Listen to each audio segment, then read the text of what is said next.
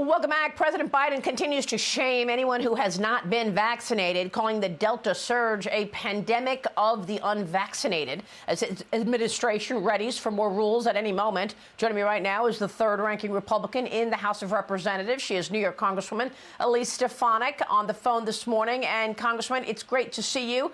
Thanks very much for being here. I want to get your take on our civil liberties. This is a major issue. New York City just became the first major city to require proof of vaccination at restaurants, performances, and gyms. De Blasio's on his way out. What are you thinking in terms of where we are with COVID and the potential for more lockdowns? Well, first of all, every American should be outraged. We're seeing the chipping away of our civil liberties across the country, and New York City, unfortunately, is ground zero for this. Now our restaurant owners are becoming law enforcement officers and having to make the tough decisions as individuals are coming in with vaccine cards. Some of them are counterfeit cards. This is not the role of our restaurants. We also should not have policies that segregate those who have been vaccinated or not vaccinated. And the other group of constituents I'm hearing from, Maria, is concerned parents. This discussion about getting back to school in person. We all want to make sure our kids get back to school in person, but there's already discussions about a mask mandate, which is not based upon science. We know that our kids, so few are affected by COVID. So there are concerns, and unfortunately, I think this is the overall politicization of the CDC. Yeah. Well, I'm wondering if we're going to be sitting in fear until the 2022 midterm elections, conveniently, Congresswoman, because now you have obviously audits going on. The last time you were with me, you said that you supported the audit going on in Arizona. We know that Michelle Obama is teaming up with Stacey Abrams for this federal election takeover legislation, H.R. 1. Yesterday, Nancy Pelosi says she's confident the Democrats will keep the House in 2022. Are you expecting a fair and free election for the midterms, or are we going to be on lockdown again, ensuring mail-in ballots are the standard? Well, Republicans need to do everything we can to ensure free and fair elections.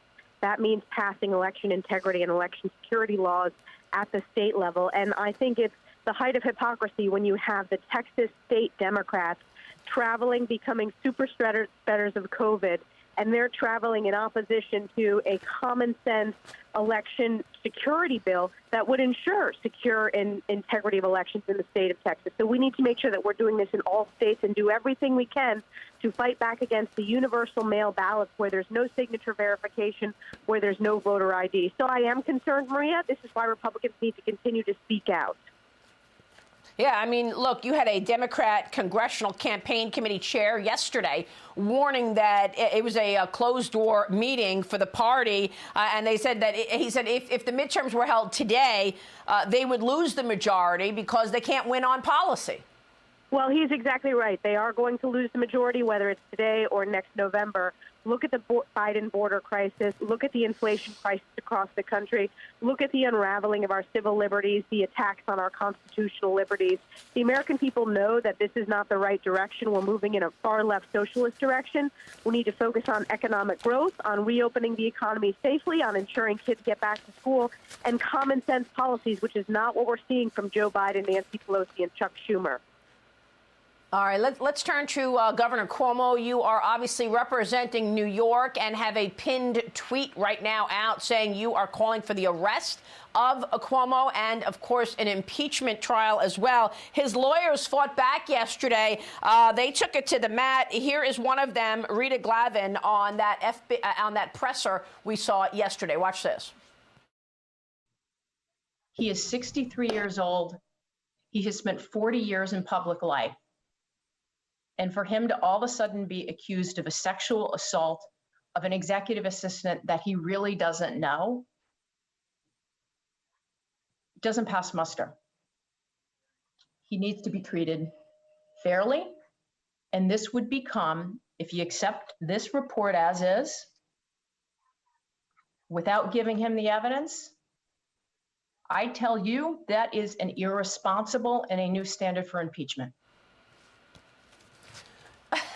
New standard for impeachment, Congresswoman. Yeah, two systems of justice is what they're going with, which is, of course, what we've seen against President Trump for the last 4 years. Your thoughts? Well, it was a shameful defense. Instead of focusing on the legal aspects, they chose to shame multiple victims, including a New York State trooper who was sexually assaulted and sexually harassed.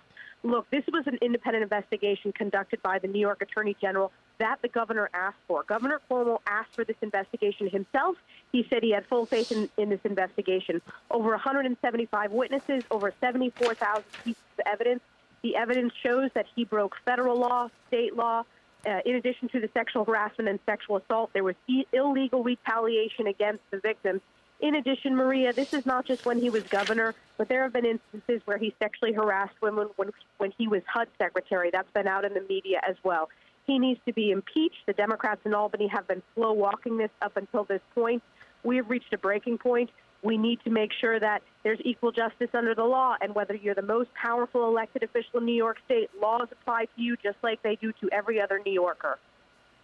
Well, look, he's wanting more time. Is the time situation on his side? What do you want to see happen next week? Because his lawyers are saying, look, the AG released everything to the public, making the public make its own assessments without his legal team having the right time to go through everything.